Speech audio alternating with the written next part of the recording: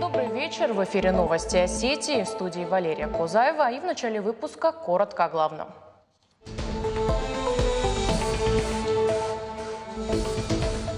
Правительство России продолжает поддерживать рынок труда. Теперь субсидирование найма распространяется и на безработных граждан до 30 лет.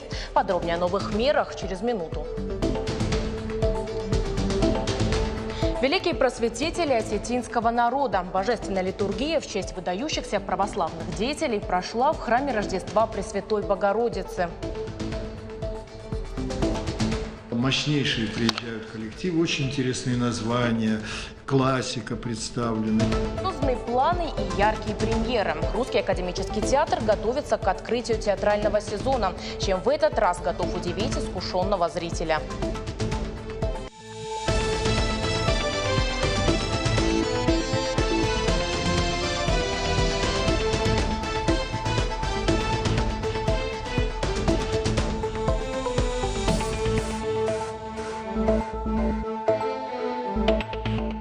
Пожар произошел сегодня во Владикавказе. Загорелся теплоизоляционный материал на строящейся многоуровневой парковке на улице Шамиля Джикаева. На место прибыли сотрудники МЧС и за несколько минут ликвидировали возгорание. К тушению привлекли 16 человек личного состава и 4 единицы техники. Пострадавших нет, соседним зданиям ничего не угрожает. Сегодня же поступил анонимный звонок о минировании торгового центра ЦУМ. По словам очевидцев, приблизительно в 17:30 сработала пожарная сигнализация. Работников и посетителей сразу же вывели. У нас сработала пожарная сигнализация и нас вывели. Все, на этом все, мы больше ничего не знаем. Никакой информации не владеем. Минут 40 мы стоим. Минут 40? Да. 40 минут никакой информации? Нет, абсолютно. На место незамедлительно прибыли кинологи, сотрудники МЧС, МВД и Росгвардии. Специалисты оцепили здание и осмотрели территорию. Никаких взрывоопасных предметов не обнаружили. После ЦУМ продолжил работу в штатном режиме. Десятки и даже сотни вызовов в день. Работа бригады скорой помощи практически всегда на износ. На счету каждая минута. Особенно сейчас, в пик летнего сезона, когда духота и аномальная жара в республике становятся еще одним поводом для вызова медиков.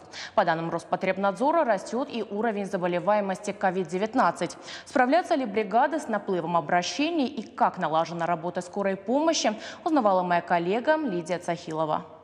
Адрес какой? Фамилия, возраст. Указать точные данные, чтобы передать их бригаде скорой. И так на протяжении 6,5 часов. Именно столько длится одна смена. За это время диспетчеры станции скорой медицинской помощи принимают более 100 вызовов. И это только Владикавказ. К нам поступает где-то 120-130 вызовов. Вызова бывают разные. Самое много у нас поступает инсульты, аритмия и температура. Сейчас очень много температур у нас, и в основном они связаны, возят их с коронавирусом. В Северной Осетии растет уровень заболеваемости COVID-19. Об этом в начале месяца сообщил руководитель Роспотребнадзора Алан Тибилов. При этом станция скорой медицинской помощи работает в штатном режиме. На линию выходит 70 бригад по республике. В среднем в сутки около 700 вызовов. Из них более 400 приходится на Владикавказ. В последнее время, где-то последние 2 недели, несколько увеличилось где-то на 100-120 вызовов в сутки количество вызовов обслуживаемых. По республике имеется в виду. Мы отмечаем сезонный рост температуры. Ничего особенного, скажем так. Для нас, по крайней мере, это ничего не значит. Сейчас основная нагрузка идет по вызовам с сердечно-сосудистыми заболеваниями, с обострением хронических заболеваний. Так как стояла жара очень сильно, и в такую погоду атмосферное давление имеет склонность колебаться. 50 выявленных случаев заболеваний коронавирусом за последние сутки. Сегодня для станции скорой медицинской помощи нагрузки нет, но в случае ухудшения эпидобстановки медики готовы работать в усиленном режиме. Лидия Цахилова, Игорь Войцеховский. Новости Осетии. Сергей Миняйлов встретился с генеральным директором Дом.РФ Виталием Мутко. Стороны обсудили реализацию совместных проектов. Они касаются развития городской среды и программы льготного ипотечного кредитования. Дом.РФ реализует проекты по проектированию общественных территорий, разработке дизайн-кода, архитектурно-градостроительных концепций. Сергей Миняйлов отметил, что правительство республики проработало вопросы взаимодействия с Дом.РФ в части реализации таких проектов. Часть из них касается развития территории Владикавказа. Речь идет о дизайн-проектах по поэтапному благоустройству набережной Терека и парка имени Жуковского. На очереди проект комплексного развития Владикавказа. Мастер-план позволит определить направление комплексного развития города, в том числе по созданию новых микрорайонов. Виталий Мутко поддержал инициативу, заверив, что специалисты Дом.РФ изучат техническое задание и проработают схему взаимодействия. Индекс промышленного производства составил более 110%. Вырос и объем отгруженных товаров собственного производства, превысив 18 миллиардов рублей. Об этом стало известно на заседании оперативного штаба. Увеличился и ввод жилья более чем на 18%. Производство продукции сельского хозяйства выросло на 2,5%. Оборот розничной торговли составил более 70 миллиардов рублей. Премьер Борис Джанаев поручил Министерству экономического развития продолжить мониторинг состояния экономики Северной Осетии в условиях санкций.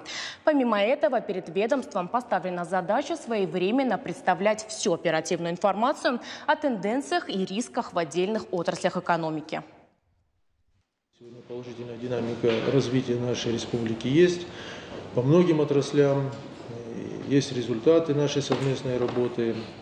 Но в любом случае еще остается очень много вопросов, которые необходимо решать, доводить их до логического завершения, поэтому необходимо совместно нам всем прилагать все усилия. Министерству экономического развития нашей республики продолжить мониторинг состояния экономики республики в условиях санкций. Эта работа очень важна. Максимально погрузиться надо во все проблемы, которые существуют на территории республики, и найти пути решения, обеспечить контроль за ситуацией на рынке товаров, необходимых для подготовки детей к очередному учебному сезону. Важно не допустить искусственный рост цен. Следить за этим надо.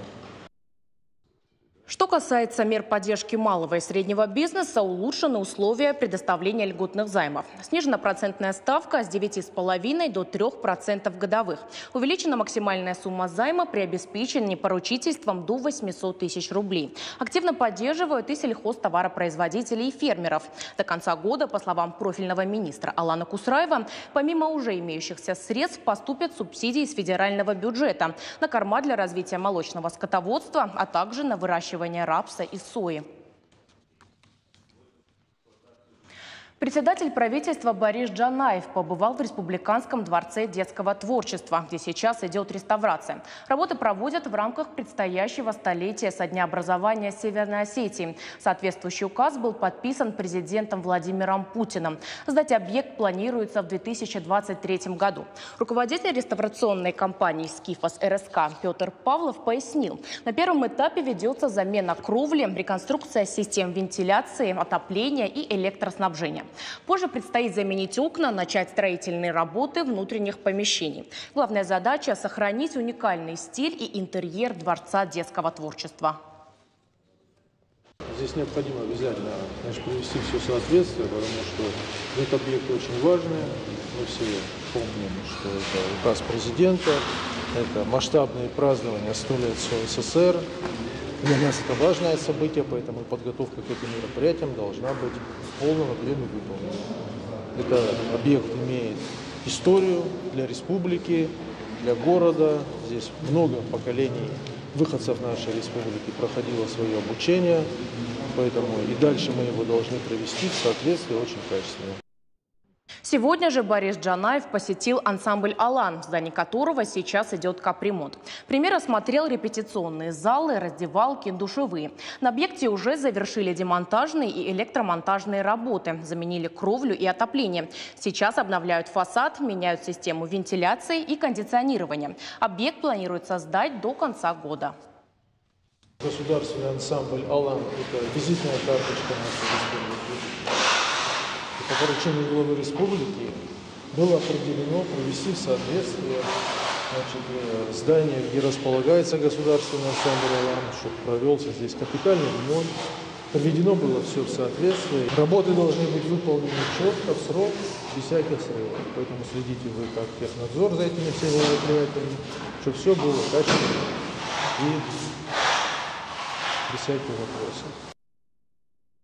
Наука без границ. Во Владикавказе состоялась встреча с академиком Австралийской академии наук Федором Сукачевым на базе научно-образовательного математического центра СОГУ, где профессор также является ведущим научным сотрудником, обсудили главные тенденции, проблемные зоны и векторы для дальнейшего развития. Коллеги и студенты смогли задать вопросы и озвучить идеи. Напомним, научный центр СОГУ был создан в прошлом году. Его главная цель – поднять уровень математического образования в СКФО и расширить возможности для школьников и студентов. Такие встречи – отличная возможность для обмена опытом и знаниями, а также налаживания межконтинентального сотрудничества. Может быть, кто-то из студентов заинтересуется теми областями исследований, в которых я являюсь экспертом. Если это произойдет, буду считать свою задачу выполненной. Я надеюсь, конечно же, услышать, что делают мои коллеги в математике. И, как всегда, моя работа никогда не прекращается. Я все время смотрю и думаю, что нового происходит, что люди делают. Это часть меня. На 103-м году жизни скончался ветеран Великой Отечественной войны Михаил Епхиев. В 1941 году Михаил Григорьевич окончил военное училище. В звание лейтенанта был направлен в Киевский особый военный округ, где 22 июня его застала война.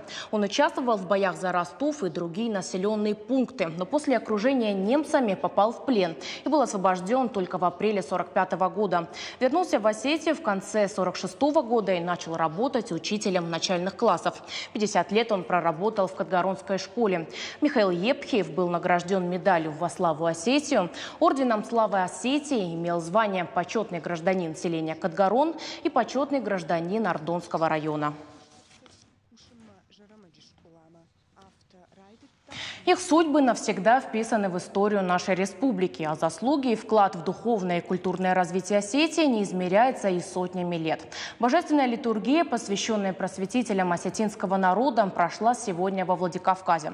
Особенно торжественно на ней звучало имя Аксо Кулиева, великого осетинского просветителя, поэта и общественного деятеля. Подробности в материале Анны Голобаевой. Верующие поминали в соборной молитве настоятелей и священнослужителей, которые всю свою жизнь отдали просвещению осетинского народа. В особенности первого настоятеля храма Рождества Пресвятой Богородицы Аксо Кулиева. Никогда мы не должны забывать тех людей, благодаря которым мы пришли в церковь, наших духовных отцов.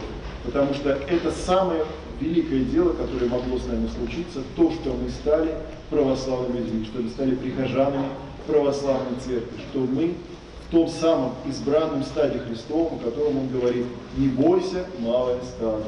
Божественная литургия прошла в храме Рождества Пресвятой Богородицы. Торжественную службу возглавил епископ Владикавказский Аланский Герасим. После у мемориальной доски отслужили панихиду и совершили чиносвящение. Протоиерея Александра, протоиерея Алексия, протоиерея Харалампия, протоиерея Мануила, протоиерея Никифа. Заслуги протоиерея Аксо Кулиева можно перечислять бесконечно. Он всегда трудился во благо народа. Благодаря его усилиям появились первые осетинские стихотворения, а многие богослужебные тексты зазвучали на родном языке. Среди них хвалебная песня Пресвятой Богородицы, Воскресение Христово и многие другие. Сегодня мало как-то об этом говорят, что Аксо был и первым поэтом, который писал на осетинском языке. Когда он писал, например, стихотворение «Махфет», «Отче наш», Косталь Ивановичу было всего лишь 6 лет. Выдающийся просветитель Осетии Аксо Кулиев внес весомый вклад в развитие народного образования. В 1862 году он открыл в своем доме первую начальную школу. С тех пор у девочек появилась возможность обучаться грамоте. Почтить память приехали не только представители старшего поколения, но и молодежь. Очень важно знать таких личностей, потому что только благодаря им, наверное, мы дошли до того времени, когда каждый прихожанин, каждый человек может просто прийти в храм и помолиться, вспомнить, чтить и никогда не забывать. Также 30 августа исполнится 200 лет со дня рождения первого осетинского просветителя. Основные мероприятия пройдут у памятника Аксо Колиева. Там же отслужат традиционный молебен перед началом учебного года. Анна Голобаева, Артур Гаглоев. Новости Осетии.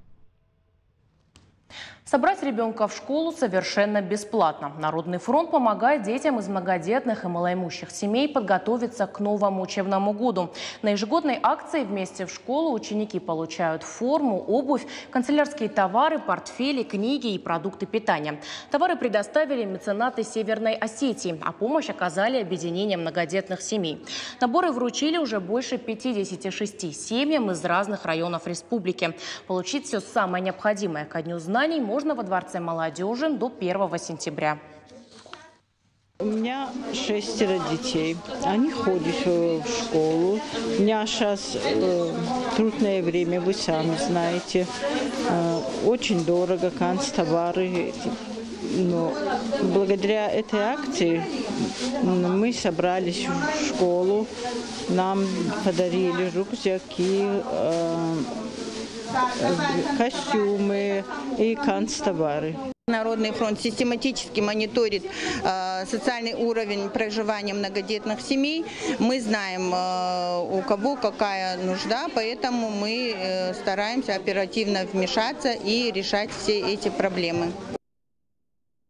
Содружество гениев. Выставка о творческом содружестве осетинского композитора, дирижера Бориса Галаева и народного художника Северной Осетии Махарбека Туганова. Она откроется уже в эту пятницу в выставочном зале Союза художников.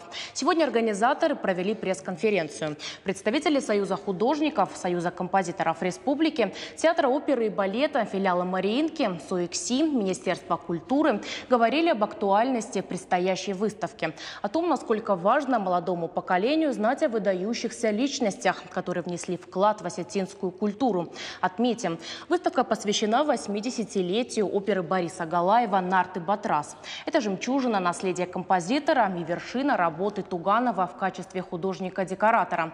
На пресс-конференции представители показали уникальный экспонат – сохранившуюся партитуру композитора Бориса Галаева. Что мероприятие, которое сегодня представляется, оно, конечно, требует того, чтобы как-то приходили люди, чтобы люди молодые особенно знакомились, читали, смотрели, запоминали. Надо все устраивать, придумывать, самим делать. Главной целью считаем вот эту вот пропаганду вот этих знаний и какого-то, знаете, такого глубинного почитания корней, что это необходимо для существования нации. 80 лет назад, в 1942 году, в условиях тяжелейших, в условиях военного времени, при том, что половина артистов ушла на фронт, умудряются эти люди создать такую грандиозную постановку, которая вошла во все справочники опер.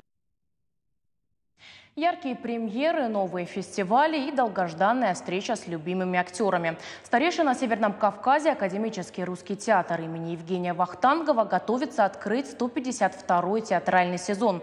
Чем собирается удивить творческий коллектив зрителей, в этот раз узнавала моя коллега Зоя Тараева. Таким зал Русского академического театра бывает крайне редко и только на каникулах. Но совсем скоро здесь вновь будут звучать овации и бурные эмоции зрителей от актерской игры. Начало сезона в Русском театре обещает быть ярким. Сентябрь у нас будет до открытия сезона такой мощно перенасыщенный. В начале сентября здесь пройдет ежегодный фестиваль национальных театров России. Выступят коллективы со всей России, а на суд зрителю представят 9 постановок. Ожидаются мастер-классы по сценречи, вокалу, а также круглый стол. Впервые в республику приедет известный режиссер Кама Гинкас. Мощнейшие приезжают коллективы, очень интересные названия. Классика представлена, и ревизор представлен. Спасибо нашему СУГУ, Угоеву Алану Рузмаговичу. Они нам предоставили зал ЮНЕСКО. Там будет проводить свою встречу совершенно потрясающий, знаменитый режиссер Кама Гинкас. Вот он приезжает, он впервые приезжает в Осетию. А еще в сентябре театр имени Вахтангова со спектаклем «Лес» открывает международный онлайн-фестиваль нестоличных театров в Новочеркасске. Также пройдут обменные гастроли в Твери. Туда повезут 3 постановки и 1 сказку для детей. А в конце месяца коллектив пригласили на международный фестиваль в Махачкалу. Активно готовятся и новые постановки на родной сцене. Мы должны успеть до конца календарного года поставить, мне кажется, любопытная пьеса. Я прочитал, она мне понравилась. Думаю, она заинтересует зрителя. Называется она «Женщина Есенина». Согласитесь, интригующее название. Есенина любили женщины, он пользовался большим вниманием. В конце осени театр пригласили на обменные гастроли в Баку. И хоть новый театральный сезон еще не успел начаться, поклонники уже раскупают билеты. Зоя Тараева, Заур Кодзаев, Бимбулат Зуцев. Новости Осетии. Это были все новости к этому часу. Спасибо за внимание и до встречи в эфире.